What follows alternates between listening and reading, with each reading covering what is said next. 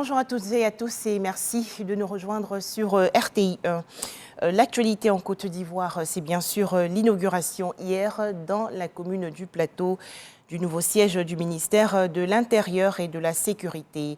Événement en présence du vice-président de la République, Tiemoko Méliette Koné.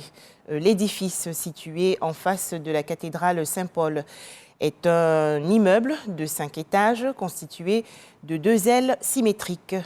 Coût des travaux, plus de 19 milliards de francs CFA. Plus de détails, bien sûr, dans l'édition de 13h.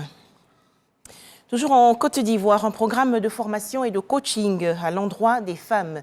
C'est une initiative du Conseil national des droits de l'homme. Objectif, atteindre une meilleure représentativité des femmes dans les assemblées élues et bien sûr leur participation massive à la vie politique.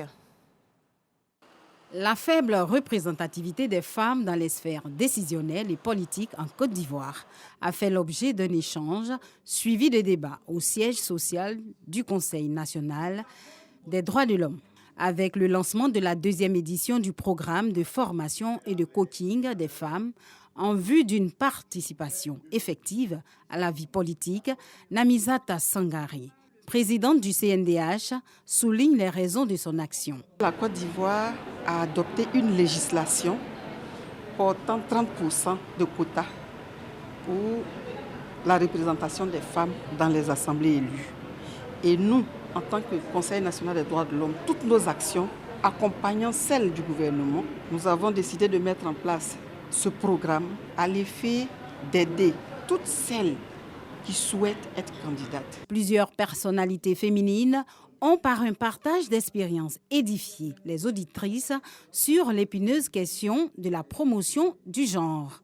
En offrant la possibilité aux femmes candidates de se battre à armes égales avec les hommes sur le terrain de la politique, c'est créer les conditions pour que la Côte d'Ivoire soit le reflet de sa constitution, d'une société égalitaire dans laquelle les hommes et les femmes ont les mêmes chances. Je soutiens tous les projets qui permettent aux femmes d'aller de l'avant, de conquérir, de s'imposer dans la société, où les femmes constituent quand même 50%. Elles ont des compétences et il faut que vous les permettiez de prendre leur place au niveau de la gestion de la société.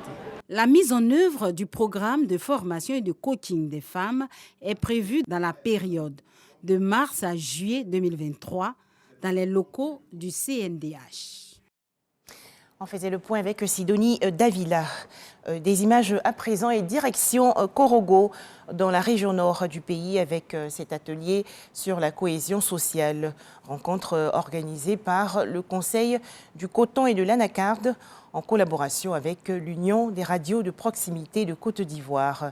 Les travaux ont porté sur l'élaboration d'un cahier de charges pour une convention avec les radios de proximité.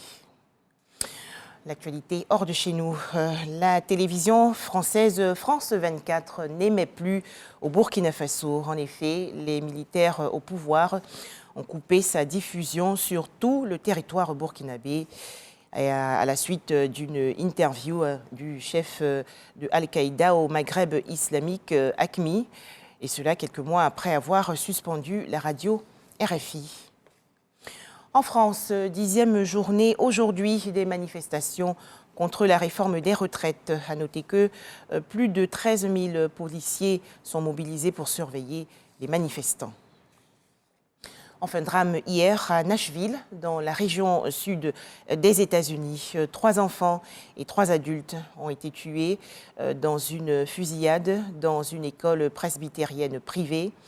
L'assaillante, une jeune femme de 28 ans et munie de 2 fusils semi-automatiques, a été abattue par la police. Voilà, merci de nous avoir suivis.